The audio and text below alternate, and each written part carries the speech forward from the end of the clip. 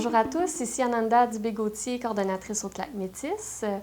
Aujourd'hui, on accueille dans la Maison de la culture du Château Landry de Montjoly Claude Lacharité, qui est en résidence de création depuis le 10 novembre et jusqu'au 19 novembre. Il est ici pour travailler sur son recueil de nouvelles qui s'appelle L'œil de l'ermite. Bonjour Claude. Bien, c'est par l'histoire littéraire que je me suis intéressé à la littérature. Quand j'avais 16 ans, j'étais au collège Jean de Brébeuf et le père Louis Hébert, qui était un jésuite, m'a fait lire Le Vaisseau d'or d'Émile Nelligan. Et c'est comme ça que j'ai vraiment développé une passion pour la littérature. Mais ce n'était pas de la littérature contemporaine. Émile Nelligan est un poète de la fin du 19e siècle. Et donc, à partir de Nelligan, je me suis mis à lire avec ferveur des poètes, des écrivains contemporains, québécois ou même européens, parce que Nelligan aimait beaucoup, évidemment, la poésie symboliste, la poésie parnassienne de la seconde moitié du 19e siècle. Donc, ça a été vraiment ma porte d'entrée dans la littérature. Et depuis ce temps-là, évidemment, j'ai aussi développé un goût pour la littérature contemporaine, mais il reste que pour moi, c'est un point d'ancrage fort. La littérature, j'aime bien l'envisager du point de vue historique, en m'intéressant à des auteurs, des autrices, des corpus qui ne sont pas nécessairement de notre époque, mais qui appartiennent à un passé que je trouve, moi, pour ma part, souvent intéressant parce que exotique, parce que différent de ce que l'on connaît à notre époque actuelle. Donc, ça a été un coup de foudre. Tout à fait, un coup de foudre, une grande passion, et ça a déterminé, je dirais, la suite de mon parcours. Je ne savais pas exactement ce que je voulais faire, bien sûr, à 16 ans, mais je savais que je voulais que ma vie soit, je dirais, consacrée à la littérature d'une manière ou d'une autre, mais bien sûr, je ne pensais pas nécessairement devenir professeur de littérature et encore moins titulaire d'une chaire de recherche à l'époque. Je m'imaginais vraiment devenir poète, ce qui était un peu, je dirais, une source de tension avec mon père, qui considérait que c'était une voie un peu sans avenir. Il était convaincu que je n'arriverais jamais à gagner ma vie avec la littérature, ce qui est bien sûr, disons, compréhensible, mais il y a 1000 façons de se consacrer à la littérature. On peut écrire, évidemment, des œuvres de création, mais on peut aussi l'enseigner, ce qui est mon cas à l'université. Moi, j'ai la chance de pouvoir faire les deux, faire autant de la création que de la recherche et de l'enseignement à l'université, qui concerne toujours donc la littérature et en particulier l'histoire de la littérature. Mm-hmm. C'est super. Moi, j'ai envie de citer quelques-uns de vos ouvrages, en fait. Faire un petit rouvel. En 2015, vous avez publié La pharmacie à livres et autres remèdes contre l'oubli, qui est plutôt une autofiction. En 2018, le meilleur dernier roman, c'est un ouvrage qui se moque, en fait, du milieu universitaire et littéraire. Ça doit être très intéressant. Et en octobre dernier, vous avez sorti un deuxième roman, Autopsie de Charles Amand, la suite de l'influence d'un livre de Philippe Aubert de Gaspé-Fils, si je ne me trompe pas, qui aurait été le premier roman publié au Québec en 1837. Donc, vous avez déjà fait quelques ouvrages. Et présentement, ici au Château Landry, vous travaillez depuis quelques jours à un recueil de nouvelles dont le titre est L'œil de l'ermite. Et ce recueil-là parle de Toussaint Cartier. Autre question, qui est Toussaint Cartier? C'est une grande question quand même, parce que vous faites quand même plusieurs nouvelles à propos de cet homme-là. Oui, alors donc Toussaint Cartier, c'est un personnage énigmatique qui a vécu seul pendant presque 40 ans sur l'île Saint-Barnabé, donc au large de Rimouski, entre 1728 et 1767. Alors, les dates, elles, sont bien connues. On a des documents d'archives qui permettent de savoir qu'effectivement, il a séjourné entre le 15 novembre 1728 et le 30 janvier 1767, qui correspond à la date de sa mort.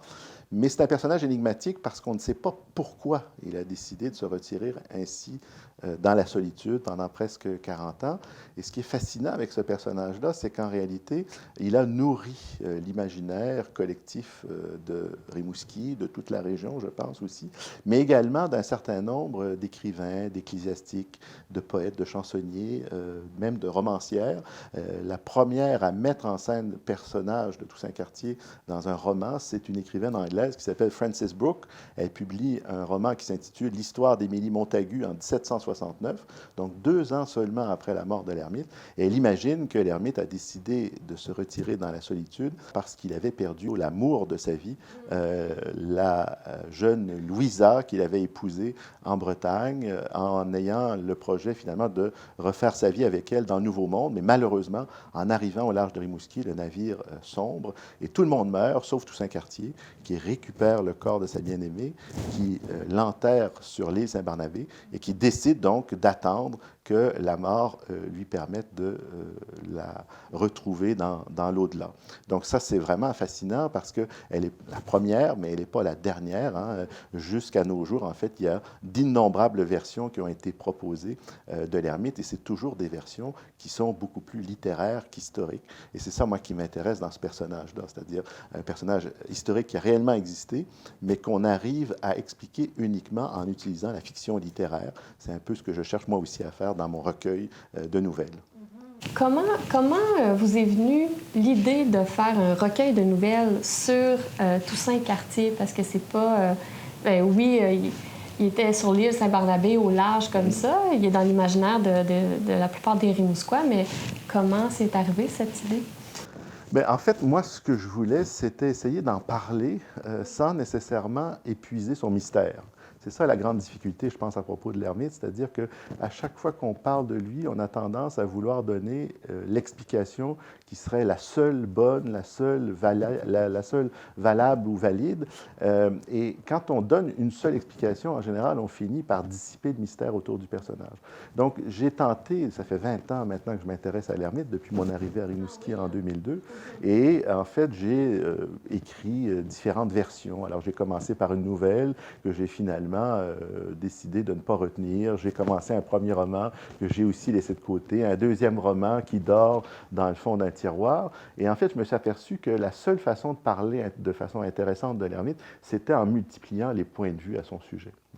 De manière à entretenir en quelque sorte cette énigme, ce mystère, tout en dévoilant certains aspects pour que, au bout du compte, le lecteur du recueil se fasse lui-même sa propre version, propose sa propre, je dirais, histoire de l'ermite à partir des éléments fournis dans les différents textes qui constituent le recueil. Le titre de travail, c'est L'œil de l'ermite, et justement, je pense que la question principale, c'est le regard qu'on porte sur l'ermite. C'est à la fois le regard que l'ermite lui-même pouvait avoir sur le monde, mais c'est aussi le regard que nous, comme lecteurs d'aujourd'hui, on peut porter sur cette ermite. Et donc, la forme, en quelque sorte, de la nouvelle me semblait intéressante de ce point de vue-là, c'est-à-dire des récits brefs et qui multiplient les points de vue. Il y a aussi un jeu sur le temps, c'est-à-dire que certaines de ces nouvelles se déroulent à l'époque de l'ermite, au 18e siècle, d'autres se déroulent au 19e, d'autres se déroulent encore au 20e siècle, ou même à notre époque, au début du 21e siècle. Donc, vous êtes amusé quand même. C'est ça, oui, tout à fait. J'ai joué à la fois sur les points de vue et j'ai joué aussi sur les époques, les périodes, parce que je pense que c'est ça qui rend le phénomène si riche et si intéressant, c'est qu'on parle de l'ermite depuis 2 siècles et demi et que personne, finalement, n'a encore trouvé la bonne explication, n'a réussi à résoudre l'énigme de son exil sur l'île de Saint-Barnabé pendant presque 40 ans. Oui, il était peut-être juste bien, on ne le sait pas. Oui, exactement, c'est ça. Il pouvait être juste bien sur l'île. Il pouvait aussi peut-être être un misanthrope, quelqu'un qui ne pouvait pas supporter la présence de ses contemporains. C'est en général, je dirais, l'explication qu'on a tendance à rejeter du revers de la main parce que c'est une idée qu'on trouve souvent un peu scandaleuse, insupportable, mais peut-être que finalement, c'est cette explication-là la plus simple qui est peut-être la bonne. Ça doit être un travail, je constate en fait que ça doit être un travail colossal en termes de recherche, mais aussi en termes de processus, parce que vous me dites que ça fait plusieurs années que vous travaillez sur ce projet-là. Ça a pris plusieurs formes, ça l'a changé plusieurs fois. Je me demande comment se passe le travail d'écriture maintenant que vous avez décidé de la forme que ça allait prendre et aussi dans la résidence de création que vous faites présentement. Comment ça se passe?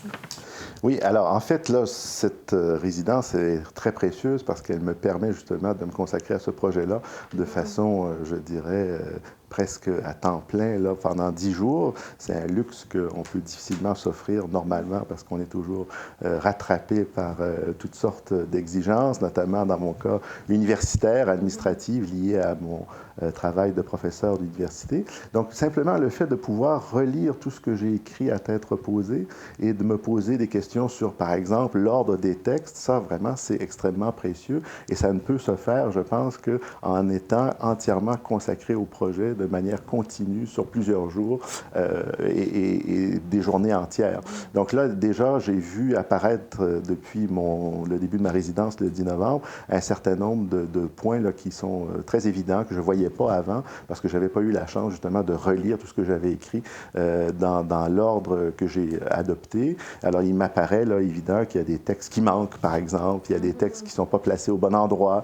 Il y avait aussi la question, finalement, de la forme, c'est-à-dire que là, j'en parle comme si c'était une évidence, mais ça m'a pris quand même beaucoup de temps avant d'arriver, justement, à accepter que je ne faisais pas un roman, par exemple, mais que c'était plutôt un recueil de nouvelles. Et là, ben justement, j'essaie d'accentuer ce côté-là dans la réécriture.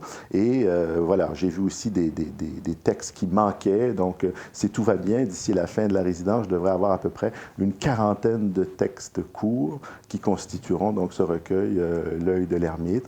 Et ça n'a été possible justement que parce que j'avais ce recul que m'offre la résidence d'écriture ici au Château Landry.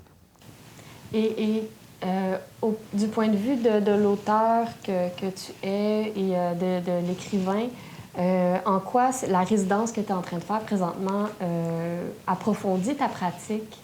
Oui, en fait, ce qui est précieux, là, c'est que justement, je suis obligé de pratiquer une sorte de simplicité volontaire ou involontaire en étant en dehors, je dirais, de ma bibliothèque, de mon bureau.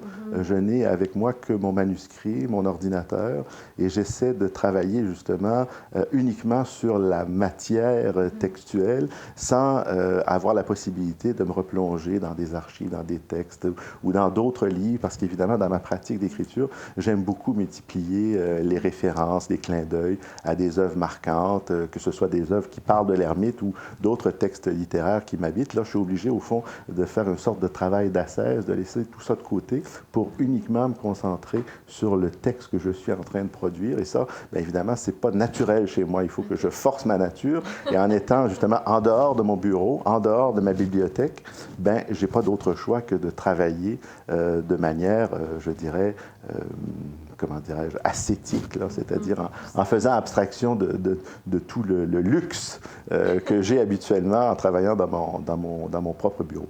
C'est intéressant ce point de vue-là, tandis que des fois, il y en a qui ont besoin de leur résidence pour justement faire de la recherche. Donc, c'est un beau point de vue que oui. vous apportez comme ça. J'espère que ça a été fructueux. Oui. Jusqu'à maintenant, c'est le cas. J'espère que ce sera le cas jusqu'à vendredi prochain, le 19 novembre. Et vous nous faites l'honneur, en fait, de nous lire un petit extrait d'une nouvelle que vous avez travaillée jusqu'à maintenant. Donc, je vous laisserai faire la lecture. Oui. Alors, donc, justement, j'ai choisi un texte relativement court, mais c'est un texte qui est intéressant dans la mesure où l'ermite est pratiquement absent. Je me disais, c'est un personnage énigmatique dont une des caractéristiques, c'est justement d'arriver à passer presque inaperçu, y compris auprès de ses contemporains.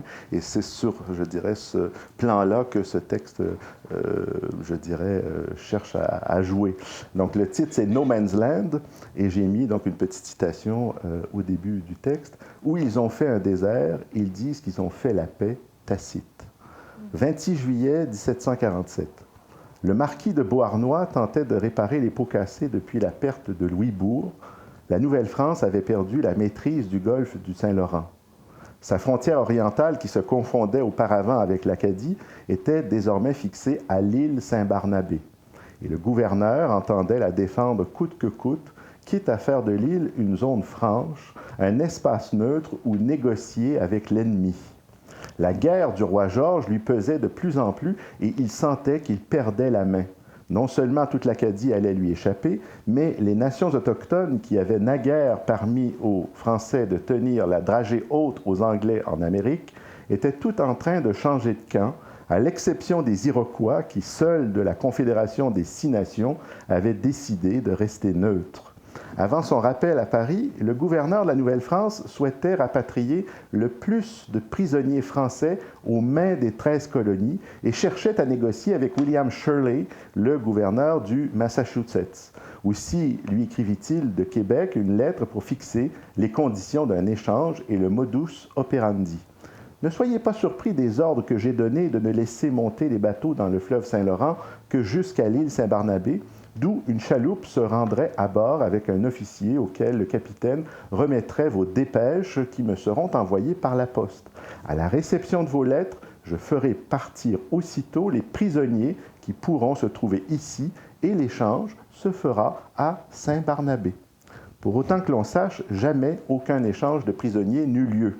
Le marquis de Beauharnois rentra en France dès le mois d'octobre suivant et mourut 2 ans plus tard à Paris. Quant à William Shirley, il fut nommé en 1755 commandant en chef des forces anglaises en Amérique du Nord et encouragea à ce titre la déportation des Acadiens. Mais déserteurs comme génocidaires, personne ne s'avisa qu'il pût y avoir âme qui vécût sur l'île Saint-Barnabé, car on ne voyait pas l'ermite tapi dans la forêt. Il ne laissait pas même dépasser la branche écorcée qui lui tenait lieu de calme. Voilà.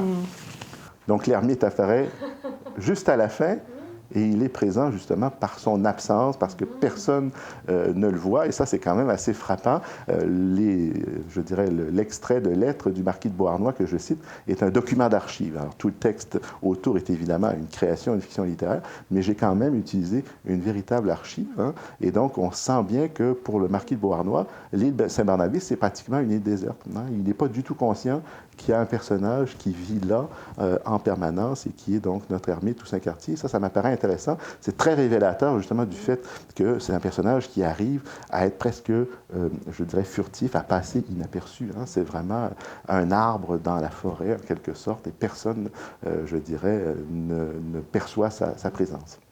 Mais c'est super intéressant. Merci beaucoup pour la lecture du texte. À quand on peut espérer voir la sortie de ton recueil de nouvelles? Ah, ça, c'est une grande question. Il faut d'abord que je le soumette à mon éditeur, que je vois s'il accepte de le publier. Mais en tout cas, je pense, grâce à cette résidence au Château Landry, être en mesure probablement d'avoir une version à peu près présentable d'ici la fin de l'année 2021.